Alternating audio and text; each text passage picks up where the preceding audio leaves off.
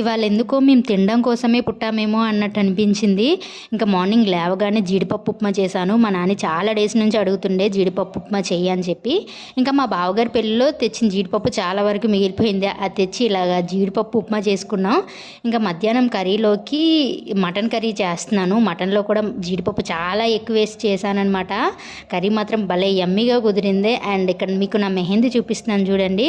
ఎందుకు చూపిస్తున్నానంటే నేను మొన్న పెళ్ళిలో మెహందీ పెట్టుకున్నాను. అది ర్యాషెస్ వచ్చేసి బాగా ఇచ్చింగ్ వచ్చేసింది. మరి ప్రాబ్లం ఏంటో తెలియదు. నేను చాలా రీల్స్లో కూడా చూశాను అది ఇన్ఫెక్షన్ అవుతుంది అని చెప్పి.